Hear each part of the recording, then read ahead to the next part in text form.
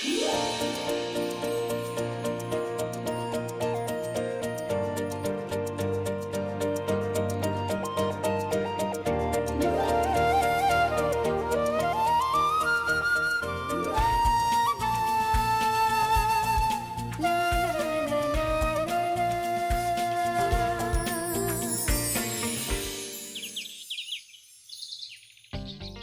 Plan మొత్తం పాడు చేసింది తను.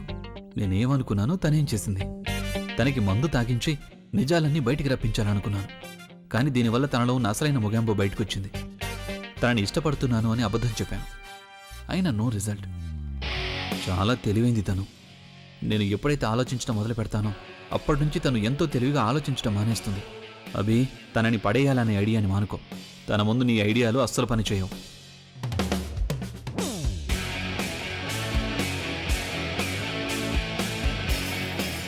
అసలు తప్పంతా నాదే కదా. తనని అంతగా తాగించాల్సిన అవసరం ఉంది. తాగిన తర్వాత తను ఎలా అయిపోతుందో తెలుసు కదా. అయినా ఎందుకు తాగించడం? Wait a minute. తాగిన తర్వాత తను ముందట్లాగే రియాక్ట్ అయింది అంటే దీని అర్థం తన గురించి తర్వాత ఆలోచించు. ఇప్పుడు ఏం చేయాలో దాని గురించి ఆలోచించు. కాసేపట్లో లేస్తుంది. అప్పుడు తనకు అర్థమైపోతుంది రాత్రి నేను తనని మోసం చేసి తాగించానని. లేవగానే లోడలోడ వాగటం మొదలెడుతుంది. అందుకని ఏం చెయ్యాలన్నా తను లేవడానికి ముందే చేయాలి. కానీ ఏం చేస్తావు అభి నువ్వు? ఎస్, అదే కరెక్ట్. కాస్త టిపికల్గా ఉంటుంది కానీ తప్పకుండా పనిచేస్తుంది. ఎందుకంటే ప్రతి అమ్మాయికి ఇది నచ్చుతుంది.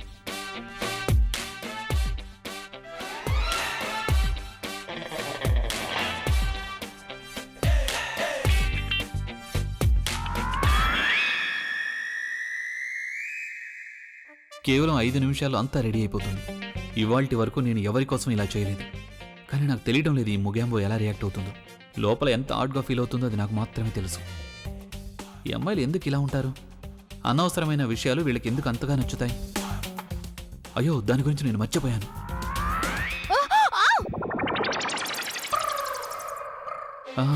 Excuse me. నేను కొంచెం మాట్లాడాలి. సరే, అలాగే మాట్లాడదాం. కానీ కాసేపటి తర్వాత నేను చాలా అర్జెంట్గా వెళ్ళాలి. నాకు తెలుసు నువ్వు చాలా ఇంపార్టెంట్ పని మీద వెళ్తున్నావు, కానీ దాని అర్థం నాకు టైం ఇవ్వకూడదని కాదు కదా. ఇస్తాను తన్ను. ఇదంతా నేను ఎందుకు చేస్తున్నానో తెలుసు కదా. మన ఇద్దరం ఒకరితో ఎక్కువ టైం స్పెండ్ చేయాలని కదా.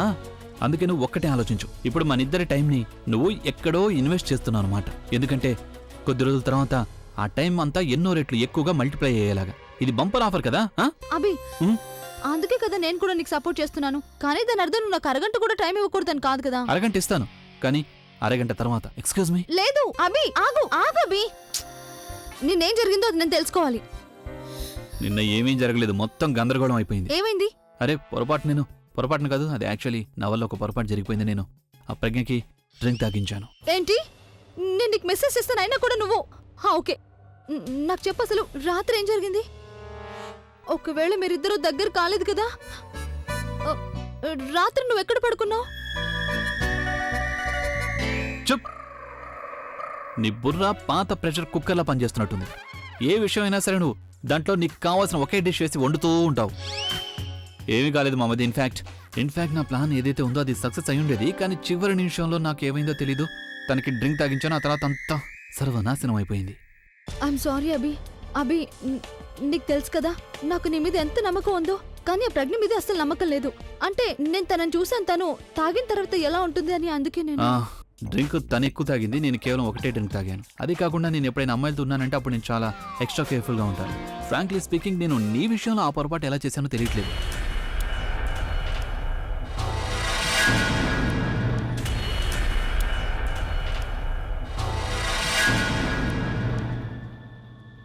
నువ్వు అనే మాటలకి అర్థం ఏంటి? అరే, నువ్వు దీన్ని పర్సనల్గా ఎందుకు తీసుకుంటున్నావు? నేను అన్నదానికి అర్థం ఏంటంటే నేను ఎలాంటి పొరపాటు చేయనని. అది కూడా ముఖ్యంగా ఆ తప్పు తర్వాత నేను ఇంకా కేర్ఫుల్గా ఉంటున్నాను. అలాగే నీకు ఇంకో పెద్ద విషయం చెప్పనా? ఎప్పుడైనా ఒక అమ్మాయి నా పక్కన ఉంది అంటే నేను డ్రింక్ కూడా చేయను, తెలుసా? ఎవరికి తెలుసు ఎప్పుడు ఏ అమ్మాయి అవకాశంగా తీసుకుంటుందో కదా. ఓ, అంటే నువ్వనే దానికి అర్థం నేను నిన్ను అవకాశంగా తీసుకున్నాననేగా. నువ్వు ఏ విషయాన్ని ఎక్కడ దాకా తీసుకెళ్తున్నావు? నేను ఏమంటున్నాను అంటే నీకు ఇచ్చిన టైం అయిపోయింది, ఇక నేను వెళ్తున్నాను. ఓకే అభి, ఇప్పటికి ఇంకా 5 నిమిషాలు కదా అయింది. కానీ నా ఉద్దేశంలో నా ఒక్క నిమిషం నీకు అరగంటతో సమానం. అంటే నా లెక్క ప్రకారం నేను నీతో 2.5 గంటలు ఉన్నాను. చాలా లక్కీ గల్బీ. ఓపెనింగ్ చాలా బాగుంది. చూడు, నీకు చాలా బాగా తెలుసు కదా నేను ఏ పనిని మధ్యలో వదిలేసి వెళ్ళను అని. ఆ లేడీ మొగాంబో నా నుండి నా సర్వస్వాన్ని లాగేసుకుంది. అందుకని నన్ను ఆ మొగాంబో నుండి నా డబ్బుని నా ప్రాపర్టీని తిరిగి తీసుకునివ్వు. అందుకే వెళ్ళను నన్ను. సాటో ఫ్రాన్స్, మోనికో, సంత్రోపే, నీస్. ఒక పని చెయ్యి, నువ్వు వెళ్ళి బుకింగ్ చేసుకో, నేను తన సంగతి చూసొస్తాను. Excuse me. ఓయ్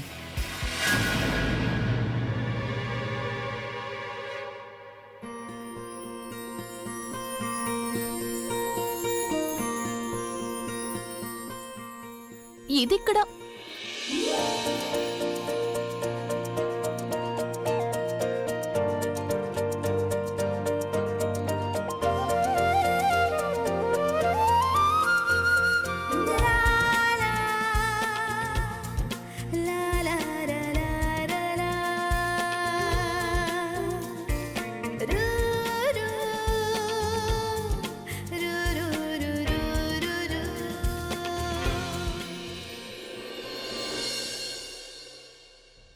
అంటే ఈయన ఏదైతే చేస్తున్నారో అదంతా ఈయన నిజంగానే మనస్ఫూర్తిగా చేస్తున్నారా? కానీ ఉన్నట్టుండి ఏమైంది? ఈయన ఇంతగా మారిపోయారేంటి? ఏమీ అర్థం కావడం లేదు. అలాగే ఒకవేళ ఈయన నిజంగానే అలా ఫీల్ అవుతున్నారు అంటే నేను మళ్ళీ ఆయన మనసుని బాధ పెట్టలేను. పేరుదేముంది, నువ్వు లేనప్పుడు దానివల్ల ఉపయోగం లేదు కదా. ఎందుకంటే నేను నువ్వు లేకుండా ఉండలేను కాబట్టి నేను నిజంగానే నీ గురించి ఫీల్ అవుతున్నాను. ఒకవేళ నేను ఇలా నాటకం ఆడాల్సిన అవసరం లేకపోతే అప్పుడు నా ప్రతి ఉదయం ఇలాగే అందంగా ఉంటుంది.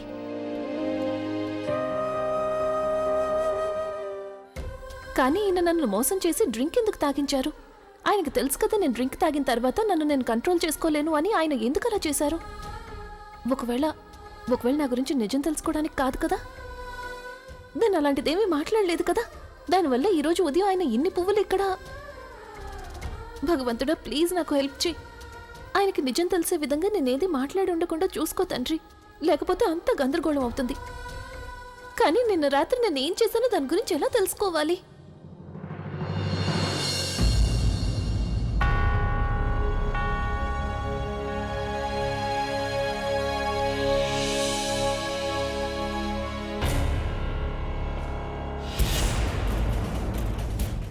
ఏంటి విషయం?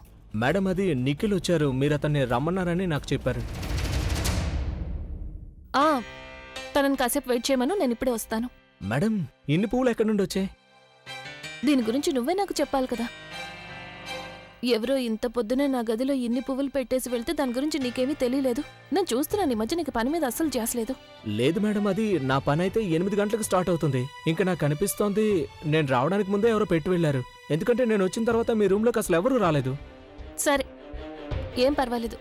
ఇక మీదట జాగ్రత్తగా గమనిస్తూ ఉంటు నా రూమ్కి ఎవరు వస్తున్నారు ఎవరు వెళ్తున్నారు అని.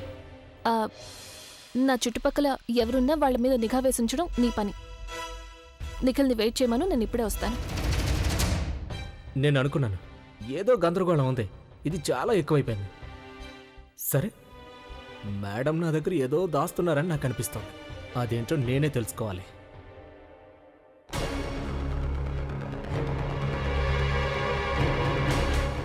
తను ఇక్కడేం చేస్తున్నాడు? తనకి మనం ఎంత చెప్పినా వినిపించుకోడు. నువ్వు ఇక్కడేం చేస్తున్నావు? నాకేదో అయిందని, పీడికలు వచ్చిందని అందుకే ఇక్కడికి వచ్చానని మాత్రం చెప్పద్దు. నువ్వు నేను బాగున్నానా లేదా అని చెక్ చేయడానికి వచ్చావా నువ్వు? నేనే కల కనలేదు, కానీ నాకేమనిపిస్తుందంటే నేను ఖచ్చితంగా ఇక్కడికి వస్తానని నువ్వే కలగన్నట్టున్నావు. అందుకే అంత ఆతృతగా నువ్వు నన్ను కలవడానికి వచ్చావు. పిచ్చివాగుడు కట్టు పెట్టి వెళ్ళిపోయి ఇక్కడి నుంచి. ఇక్కడికి ఎందుకు వచ్చావో అది చెప్పు ముందు. నా అంతటి నేను రాలేదు, నన్ను పిలిస్తేనే వచ్చాను. ఎవరు పిలిచారు నిన్ను? ఈ పాటికి లేచుంటుంది, కానీ ఇంకా తెలియలేదు ఆ ఎర్రటి పువ్వులు చూసి తను ఎలా రియాక్ట్ అయిందో. హే అభి. అరే ఏంటి విషయం నిఖిల్, నువ్వు ఇంత పొద్దునే ఇక్కడ? అది నన్ను నీ వైఫ్ రమ్మని పిలిచారు. నా వైఫా? నాకింకా పెళ్లి కాలేదుగా. అంటే నా ఉద్దేశం నీ ఎక్స్ వైఫ్ పిలిచారు.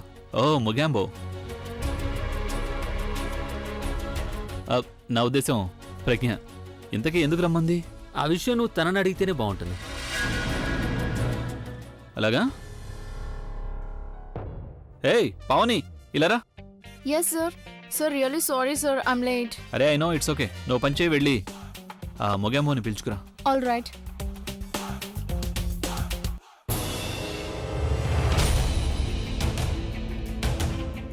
అందరూ ఇక్కడే ఉండడం మంచిదైంది. ఒక్కొక్కరికి విడిగా చెప్పాల్సిన అవసరం లేదు, ఒకేసారి అందరికీ తెలిసిపోతుంది.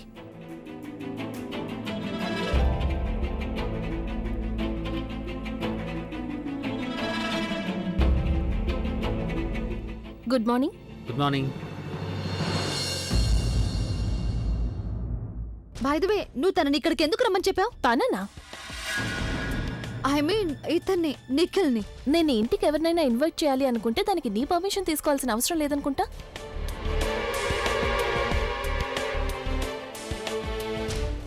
నిఖిల్ ప్లీజ్ రండి కూర్చోండి. షూర్. ఎందుకు అలా చూస్తున్నావు? ఇంట్లో ఎవరైనా ఎక్కడైనా కూర్చోవచ్చు కదా. ఆ? నేనెవరిని కూర్చోవద్దని చెప్పలేదు కదా. Nikhil please. You please. Actually Nikhil, నేను కోరుకుంటున్నాను మీరు మీ బిజినెస్ డీటెయిల్స్ అన్నిటినీ నాకు ఇచ్చేస్తే బాగుంటుంది అని. ఎందుకంటే అన్ని డీటెయిల్స్ని చూసిన తర్వాతే కదా నేను డిసైడ్ చేయగలను మీ ప్లాన్లో నేను ఇన్వెస్ట్ చేయగలనా లేదా అని. షూర్. ఇన్ఫాక్ట్ నేను నా కొలీగ్కి చెప్తాను మీతో మాట్లాడమని. I'll just make a call. అన్ని డీటెయిల్స్ మీకు ఇస్తాను. Perfect. I'll just call. Okay.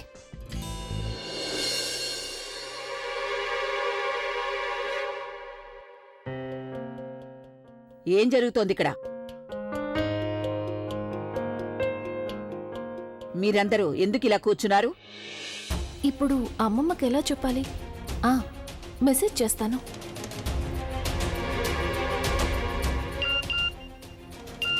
ప్రజ్ఞ మెసేజ్ చేసింది.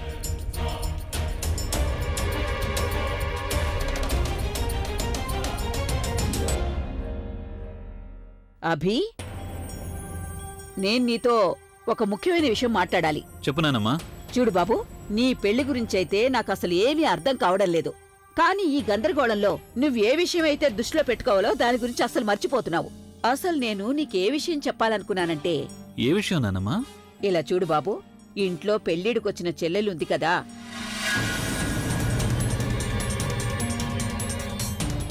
తన పెళ్లి గురించి నువ్వు ఆలోచిస్తున్నావా లేదా? చూడు, ఇంకా వయసు పెరిగిపోయిందంటే అప్పుడు తనకి సంబంధాలు వెతకడం చాలా చాలా కష్టమైపోతుంది. నీ సంగతి ఎలా ఉన్నా కనీసం నువ్వు తన గురించైనా ఆలోచించాలి కదా. అరే నానమ్మా, అలాంటిదేం లేదు. నాకు దాని గురించి గుర్తుంది. కానీ ఎవరైనా ఒక మంచి అబ్బాయి దొరకాలి కదా మనకి. అబ్బాయి ఎదురుగానే ఉన్నాడు కానీ మీకు కనిపించడం లేదు. ఎదురుగానా? ఎవరతను? ఇంకెవరు? నిఖిల్.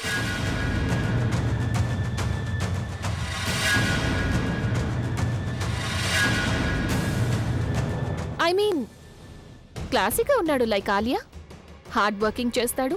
ఆలియా కూడా నిఖిల్ గురించి బాగా తెలుసు కదా. It's a match I think. అంటే నాకైతే ఇంట్రెస్ట్ లేదు కానీ ఊరికే సజెస్ట్ చేస్తున్నానంతే. నువ్వు మాట్లాడకుండా ఉండు. మేమేమైనా నిన్ను సజెషన్ అడిగామా?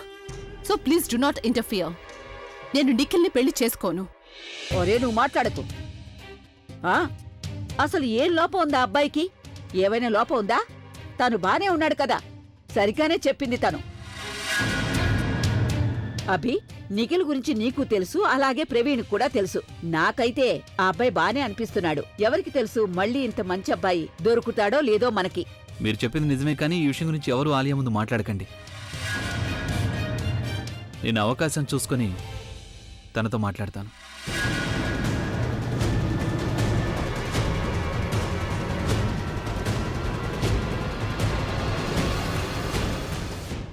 Very good. బాణం తిన్నగా వెళ్ళి చాప కంట్లోనే గుచ్చుకుంది.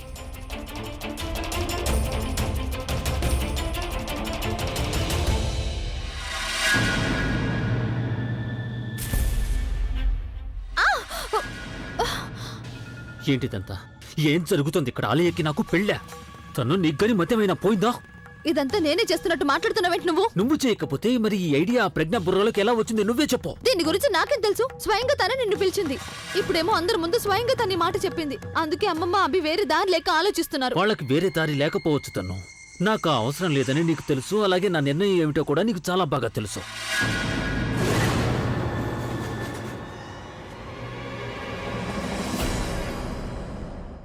చూడండి, నేను చెప్పేది మీ ఇద్దరు జాగ్రత్తగా వినండి.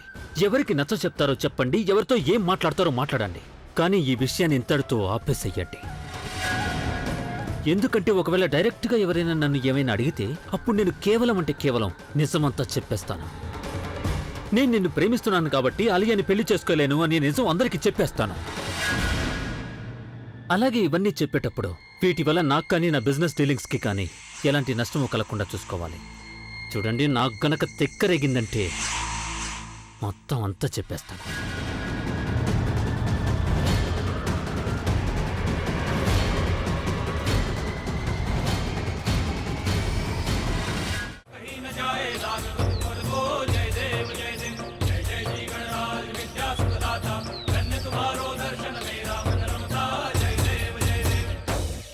ఇప్పుడు ఇది ఎప్పటికీ ఆరిపోదు.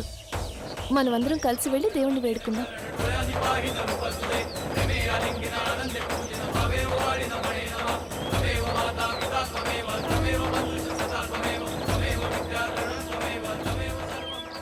నమ్మకం అనే ఒక చిన్న దీపం ఎంతో పెద్ద వర్షంలో కూడా వెలుగుతూనే ఉంటుంది. కాకపోతే కొన్ని చేతుల సహాయం దానికి అవసరం అవుతుంది. నాకు ఇలా ఎందుకు అనిపిస్తోంది, ఏదో విషయం ఉంది అని. అది మీ ఇద్దరిని లోపలే బాగా బాధ పెడుతూ ఉందని అర్థమవుతోంది.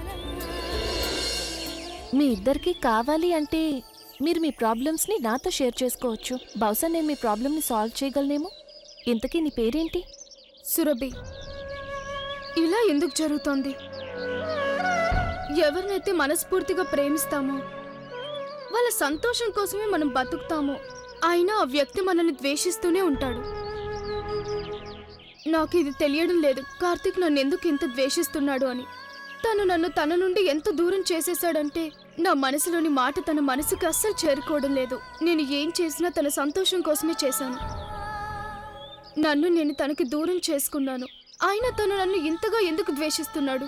ఈ ద్వేషం కార్తీక్ని పూర్తిగా మార్చేసింది.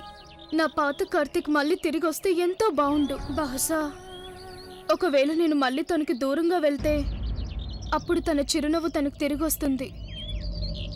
సురభి, అలా అనకూడదు. దూరం అనేది కేవలం కొద్ది క్షణాల వరకే ఉంటుంది. దానికి మనం ఎలా ఓటమిని అంగీకరించగలం? నీకో సంగతి తెలుసా? నాకు నా భర్తకి మధ్య ఉన్న బంధం కూడా ఇలాగే ఉంది. ప్రస్తుతం ఆయన నన్ను ఎంతగానో ద్వేషిస్తున్నారు. కానీ నాకు తెలుసు ఆయన మనసులో ఏదో ఒక మూల నా మీద ఖచ్చితంగా ప్రేమ ఉంది అని. నువ్వు కూడా ఇలాగే ధైర్యంగా ఉండాలి సురభి. ఇప్పుడు నువ్వు నాకు మాట ఇవ్వాలి. నువ్వు ఈ రోజే తెలుసుకోవాలి ఏ కారణంగా ఆయన నిన్ను అంతగా ద్వేషిస్తున్నారు, అసలు ఏంటా విషయం అని. ఆ తర్వాత నువ్వు నీ ప్రాబ్లంని సాల్వ్ చేసుకోవచ్చు. అసలు నువ్వు ఒక్క నిమిషంలో సురభి ప్రాబ్లంని ఎలా సాల్వ్ చేయగలిగావు ప్రజ్ఞక్క? సురభి ప్రాబ్లం అయితే సాల్వ్ అవ్వాల్సిందే. ఎందుకంటే భగవంతుడు ఎవరికి తోడుగా ఉంటాడో వాళ్ళ ప్రాబ్లమ్స్ సాల్వ్ చేసే బాధ్యత ఆయనకే ఉంటుంది. అందుకే ఆయన్ని విఘ్న వినాశక అంటారు. కానీ కొన్ని విఘ్నాలు మాత్రం జీవితంలో నుండి అంతమయ్యే అవకాశమే కనిపించడం లేదు. ఒకవేళ అవి నీ జీవితంలో ఒక భాగంగా మారిపోతే? నువ్వు నీ ఎక్స్ బాయ్ ఫ్రెండ్ వాళ్ళ మదర్ అనితా లూథరాని మీ పెద్దత్తయ్యగా చేసుకోవడం గురించి అంటున్నావు కదా? ఇది మీకెలా తెలుసు? ఆ భగవంతుడి దయ వల్ల కొన్ని విషయాలు ఇట్టే తెలిసిపోతూ ఉంటాయి ట్వింకిల్. అనిత అంటే మా ఇంటికి మా పెద్దత్తయ్యలాగా రావడం అనేది కేవలం నా నాశనానికి దారితీస్తుందనిపిస్తోంది. నాకు ఆవిడ ఎన్నో ఏళ్ల నుండి తెలుసు. ఆవిడ పగే అన్నిటికంటే ఎంతో ముఖ్యం. ఇక నేను నా కాపురాన్ని ఎలాగైనా సరే నిలబెట్టుకోవాలనుకుంటున్నాను. ఎందుకంటే ఆయన లాంటి జీవిత భాగస్వామి ప్రతి ఒక్కరికి దొరకదు. ట్వింకిల్, ఎప్పుడైతే మనం ధైర్యంగా ముందడుగు వేస్తామో అప్పుడు దారి దానికదే తెరుచుకుంటుంది. అయినా ట్వింకిల్, నీ గతంలో ఏదైతే జరిగిందో దాని ప్రభావం నీ భవిష్యత్తు మీద అస్సలు పడకూడదు. నువ్వు నీ కాపురాన్ని చక్కగా నిలబెట్టుకోవాలి అనుకుంటే అప్పుడు నువ్వు ఈ అనిత ఆంటీ లాంటి ప్రాబ్లమ్స్ని ధైర్యంగా ఎదుర్కోవాల్సి ఉంటుంది. చూడు, మన కాపురాన్ని చక్కగా నిలబెట్టుకునే బాధ్యత కేవలం మన మీదే ఉంటుంది. నీకు తెలుసా, నేను నా భర్తని కాపాడుకోవడానికి ఆయనకి వ్యతిరేకంగా మారి ఆయన శత్రువులతోనే పోరాడుతున్నాను. అదే విధంగా నువ్వు కూడా ధైర్యంగా ఉండాలి, అలాగే నీ శత్రువులతో పోరాడాలి. మీరైతే మాలాంటి ప్రతి అమ్మాయికి ప్రేరణగా ఉంటారు ప్రజ్ఞ గారు. అలాగే మాకు తెలుసు, గెలుపు ఖచ్చితంగా మీది, అభిగారి ప్రేమదే అవుతుంది. నాకు నా గెలుపు పూర్తిగా ఎప్పుడు దక్కుతుంది అంటే నీ ప్రేమలో నువ్వు గెలిచినప్పుడు, అలాగే నువ్వు నీ కాపురాన్ని నిలబెట్టుకున్నప్పుడే దక్కుతుంది. ఇక అందుకే మీరు నాకు ప్రమాణం చెయ్యండి. మీ జీవితంలో వచ్చే ప్రతి సమస్యను మీరు ధైర్యంగా ఎదుర్కోవాలి. అలాగే జీవితంలో మీకు ఎన్ని ఎత్తుపల్లాలు వచ్చినా సరే ఎప్పుడూ ధైర్యం కోల్పోకూడదు. ఇద్దరు నాకు ప్రమాణం చెయ్యండి.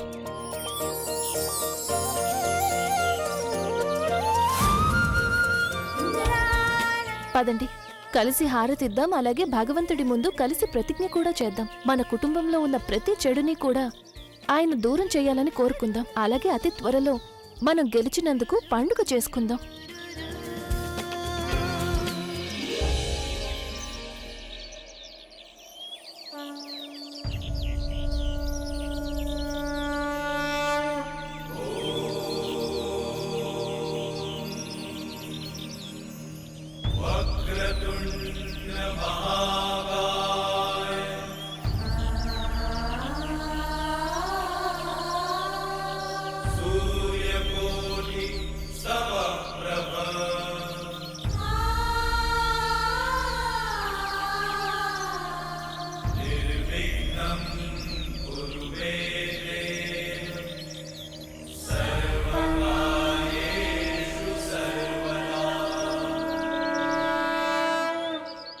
ఎన్ని కష్టాలు వచ్చినా సరే ఈరోజు మేము నమ్మకం అనే కుంకుమను దిద్దుకుంటాం. మేం ముగ్గురం ఈరోజు కలిసి మా జీవితాలలో వచ్చే సమస్యలను పరిష్కరించుకుంటాం. ఇదే మా మాట. ప్రేమ ఇంకా పెళ్లికి మధ్య వచ్చే సమస్యలకి మేము ముగ్గురం తప్పకుండా పరిష్కారం వెతుకుతాం.